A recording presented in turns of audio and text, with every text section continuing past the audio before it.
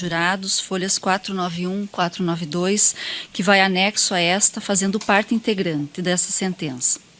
Em conformidade com a decisão do Conselho de Sentença, declaro condenado o réu Pedro Alberto Zimmermann pelo delito de homicídio 5 vezes qualificado, artigo 121, parágrafo 2º, incisos 1, 3, 4, 2 vezes e 6 do Código Penal, uma vez que o Conselho de Sentença respondeu afirmativamente ao primeiro, segundo, terceiro, quinto, sexto, sétimo, oitavo e nono quesitos, e negativamente ao quarto quesito referente à absolvição, o quesito genérico da absolvição. Também declaro condenado o réu Pedro Alberto Zimmermann como incurso nas sanções do artigo 213, caput, parágrafo 1º do Código Penal, delito de estupro, pois o Conselho de Sentença respondeu afirmativamente ao primeiro, segundo, quarto e quinto quesitos e negativamente ao terceiro quesito referente à absolvição. E, por fim, declaro condenado o réu Pedro Alberto Zimmermann como incurso nas sanções do artigo 211 do Código Penal, pois o Conselho de Sentença respondeu afirmativamente ao primeiro e segundo quesitos e negativamente ao terceiro quesito referente à absolvição. Passo a individualizar a pena. Homicídio qualificado.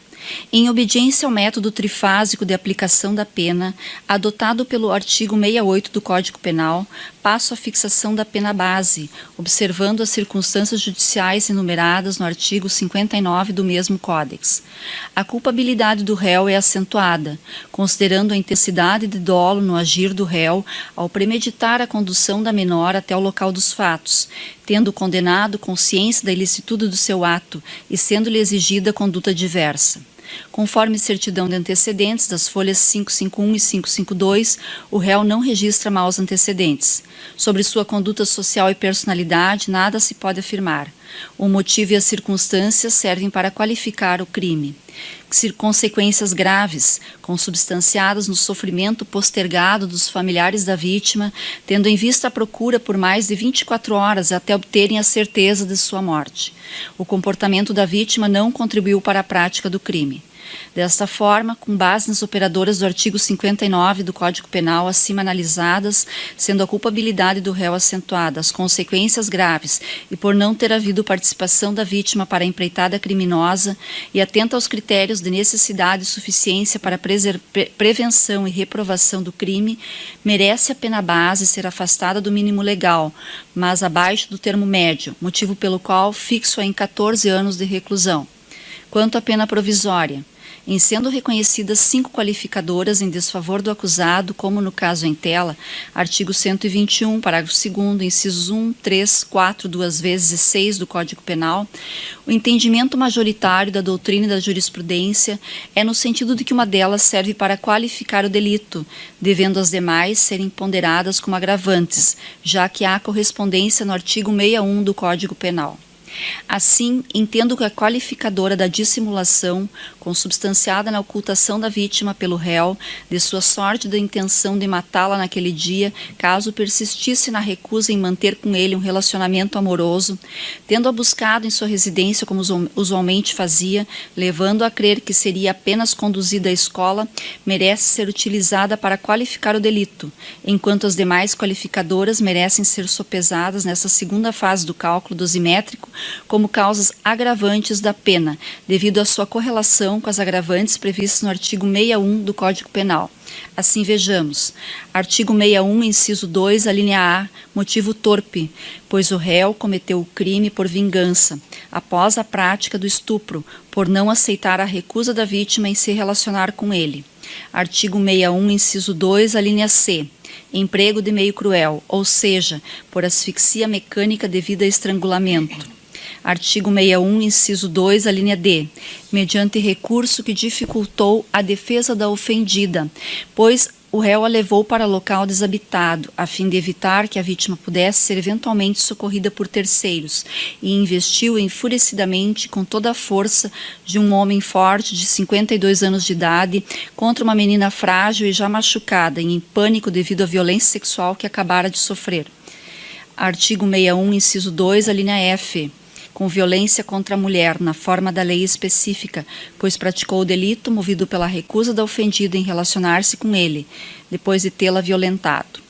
Para cada agravante, estabeleça um acréscimo de 2 anos. Assim, ausente causas atenuantes, aumento a pena em 8 anos de reclusão, pois reconhecidas 4 agravantes, fixando a pena provisoriamente em 22 anos de reclusão.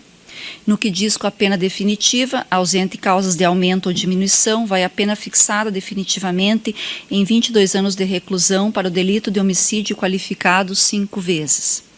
Quanto ao estupro, em atenção ao método trifásico de aplicação da pena, adotado pelo artigo 68 do Código Penal, passo à fixação da pena base, observando as circunstâncias judiciais enumeradas no artigo 59 do mesmo Código. A culpabilidade do réu situa-se em grau elevado e era-lhe exigida conduta diversa, tendo premeditado o crime, que demonstra que tinha plena consciência da ilicitude de seu ato. O réu não registra maus antecedentes. Sobre sua conduta social e personalidade, nada se pode afirmar. Motivo comum ao delito. Circunstâncias graves, pois o réu levou a vítima, que estava sob sua autoridade e nele confiava, considerando que era um motorista escolar que fazia o seu transporte há muitos anos a um local ermo, no qual ela não tinha condições de buscar socorro. Consequências do delito normais à espécie. O comportamento da vítima não contribuiu para a prática do crime. Assim, com base nas operadoras do artigo 59 do Código Penal, bem como atenta aos critérios de necessidade e suficiência para a prevenção e reprovação do crime, merece a pena base ser fixada um pouco acima do mínimo legal, motivo pelo qual fixo em 9 anos de reclusão. Quanto à pena provisória, ausente causas atenuantes e agravantes, mantenho ela em 9 anos de reclusão. No que diz com a pena definitiva do estupro, presente a causa de aumento previsto no artigo 226, inciso 2 do Código Penal, que diz: a pena é aumentada de metade se o agente é ascendente, padrasto ou madrasta, tio, irmão, cônjuge, companheiro, tutor, curador, preceptor ou empregador da vítima, ou por qualquer outro título tinha autoridade sobre ela. No caso, o réu era o motorista do transporte escolar e a vítima era conduzida diariamente pelo acusado até a escola, caracterizando-se a autoridade do réu sobre a vítima, motivo pelo qual aumento a pena de metade, passando a pena do estupro definitiva a 13 anos e 6 meses de reclusão. Ocultação de cadáver. Também em obediência ao método trifásico de aplicação da pena, conforme artigo 68 do Código Penal, passo a fixação da pena base, observando as circunstâncias judiciais do artigo 59 do mesmo Códex. A culpabilidade do réu é normal à espécie. Conforme certidões antecedentes, o réu não registra maus antecedentes. Sobre sua conduta social e personalidade, nada se pode afirmar. Motivo reprovável, buscando o réu fugir à responsabilidade pela prática dos delitos de homicídio e estupro. Circunstâncias não bem esclarecidas nos autos. Consequências do delito são graves, pois em razão desse delito, o corpo da vítima só foi encontrado no dia seguinte ao fato. O comportamento da vítima também não contribuiu para a prática desse crime.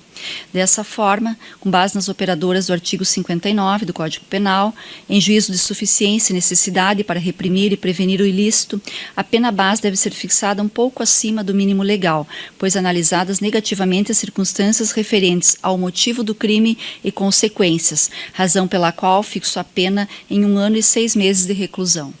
Quanto à pena provisória, ausentes causas de aumento causas agravantes e atenuantes, mantenho a pena em 1 ano e 6 meses de reclusão. Ainda também no que diz com a pena definitiva, ausentes causas de aumento e diminuição, vai a pena fixada definitivamente em 1 ano e 6 meses de reclusão para o delito de ocultação de cadáver.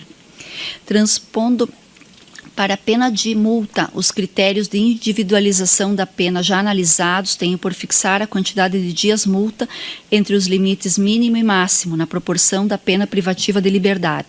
Assim, fixo a pena de multa para o delito de ocultação de cadáver em 20 dias multa, arbitrando o valor do dia multa à razão de 1/30 do salário mínimo, vigente ao tempo do fato, março de 2019, em face da ausência de elementos a demonstrarem a real situação econômica do condenado. O caso em tela trata-se de concurso material, conforme artigo 69 do Código Penal, pois o réu, mediante mais de uma ação ou omissão, praticou os 3 delitos acima analisados: homicídio qualificado 5 vezes, estupro e ocultação de cadáver, devendo ser aplicadas cumulativamente as penas privativas de liberdade dos delitos em que incorreu, restando o réu condenado a uma pena total de 37 anos de reclusão, devendo ser considerada a detração prevista no artigo 387, parágrafo 2º do Código de Processo Penal, descontando-se o período até então de prisão provisória já cumprida pelo réu. No que diz com o pedido do Ministério Público de reparação civil do dano moral causado pelas infrações penais, nos termos do artigo 387, inciso 4 do CPP, entendo que não é cabível nesta ação. Vejamos, durante a instrução não foram produzidos elementos de modo a apurar o valor mínimo da indenização. Nesse norte, entendo que, inexistindo nos autos elementos que permitam a fixação do valor, mesmo que mínimo, para a reparação dos danos causados pela infração, o pedido de indenização civil não pode prosperar, sob pena de cerceamento e defesa, o que não impede a busca da indenização pelos interessados na seara competente. Todavia, considerando que no feito encontra-se apreendido o veículo utilizado para o réu para a prática do delito, entendo que esse deve ser revertido aos genitores da vítima, na proporção de 50% para cada um, arcando o réu com os ônus da transferência. Quanto aos demais bens apreendidos, aguardem os autos o prazo do artigo 118 do CPP. Provimentos finais. Custas pelo réu, suspensa a respectiva exigibilidade em face da concessão da assistência judiciária gratuita, forte no artigo 12 da Lei 1060 de 1950. Objetiva e subjetivamente, não é caso de concessão dos benefícios da substituição e da suspensão condicional da pena. A pena deverá ser cumprida inicialmente em regime fechado. Mantidos os fundamentos da segregação provisória, reforçados pela condenação, não concedo ao réu o direito de apelar em liberdade. Após o trânsito em julgado, lance o nome do réu Pedro Alberto Zimmermann no rol dos culpados e comunique-se à Justiça Eleitoral para os efeitos do artigo 15, inciso 3 da Constituição Federal. Extraiam-se as peças para a formação do PEC definitivo.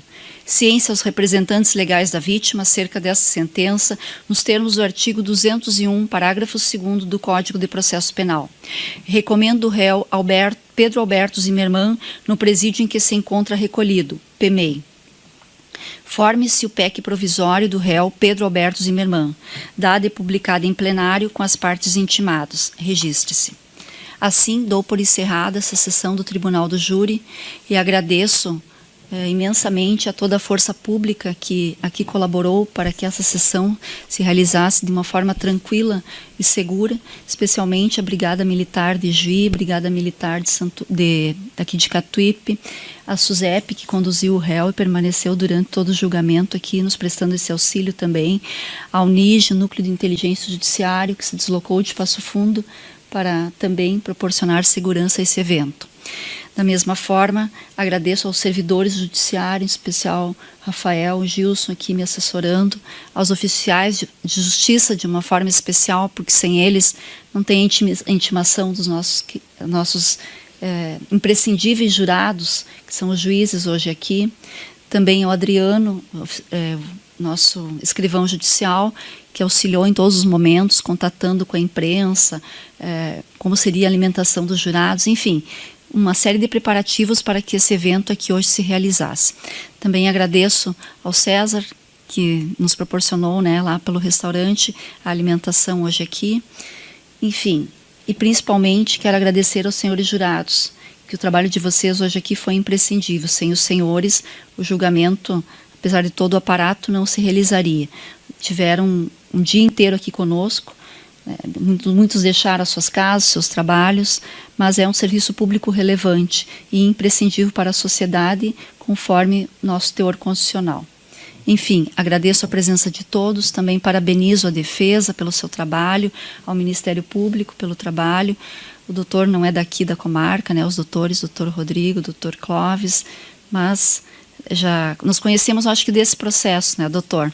O doutor Caio também não é daqui, Parabenizo. Alguns incidentes fazem parte, os apartes também fazem parte desse cenário do júri. Como, doutor? Falei para o auditório. Sim, doutor, sem problemas nenhum, tá? Então, enfim, dou por encerrado, estão dispensados. Eu peço que os jurados aguardem um momento para assinar as atas, depois podem ir também. Muito obrigada a todos.